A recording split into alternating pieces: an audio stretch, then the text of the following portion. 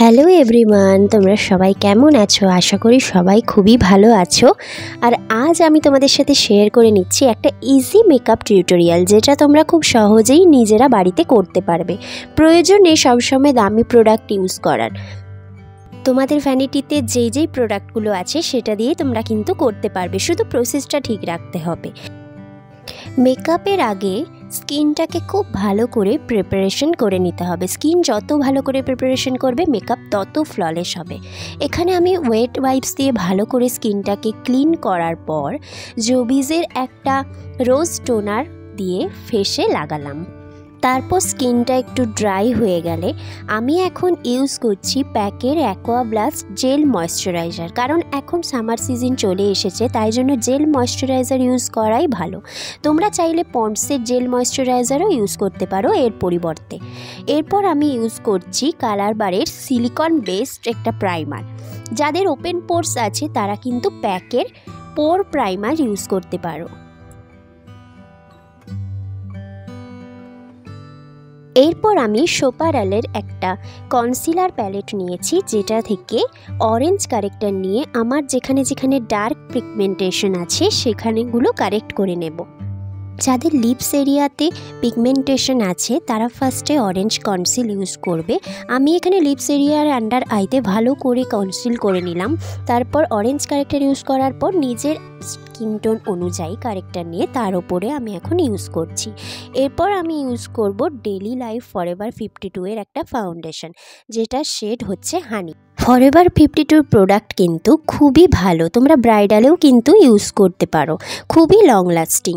তো ভালোভাবে ইউজ করলে সব প্রোডাক্টই কিন্তু ভালোভাবে স্টে করে। ফাউন্ডেশন ভালোভাবে ব্লেন্ড করে নিলাম। তারপর আমি আন্ডার আই নোজ এরিয়াতে হাইলাইট করার জন্য নিজের স্কিন টোনের থেকে এক টোন লাইট কনসিলার নিয়ে হাইলাইটেড এরিয়াগুলোতে অ্যাপ্লাই করছি।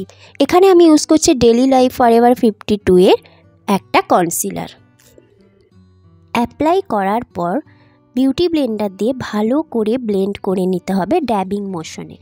খুব ভালোভাবে আন্ডার আইতে ব্লেন্ড করতে হবে যাতে ক্রিজ লাইন না পড়ে।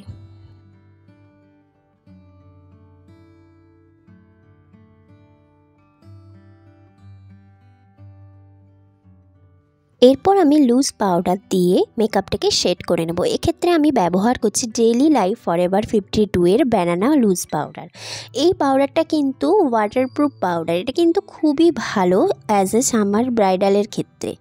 ভালো করে অ্যাপ্লাই করার পর এখন আমি আই মেকআপ করে নেব। তো আই মেকআপ করার জন্য ফার্স্টে আই লিডে আমি কিন্তু অ্যাপ্লাই করছি একটা কনসিলার, তারপর ভালো করে ব্লেন্ড করে নিচ্ছি।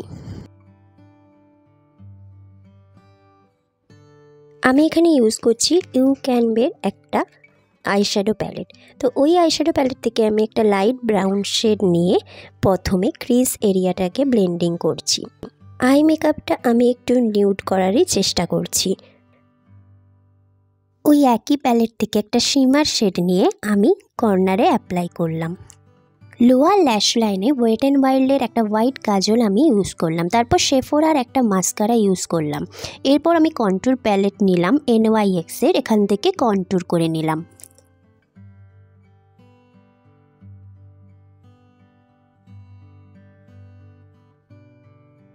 এরপর আমি ইউজ করছি আই ম্যাজিকের ব্লাশ প্যালেট।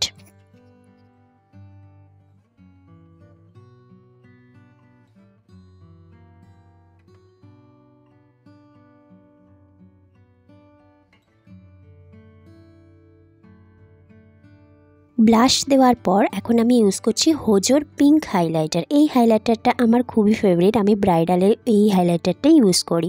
এরপর আমি হুডা বিউটির মিনি একটা লিপস্টিক নিলাম, যার শেড হচ্ছে আইকন।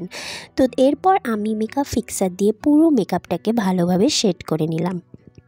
আজকে টিউটোরিয়ালটা কেমন লাগলো তোমরা কিন্তু অবশ্যই নিচে কমেন্ট করে জানিও। আর পরবর্তী ক্ষেত্রে এরকম টিউটোরিয়াল যদি দেখতে চাও তাহলে নিশ্চয়ই কমেন্ট করো, আমার চ্যানেলটাকে লাইক করো, সাবস্ক্রাইব করে দিও।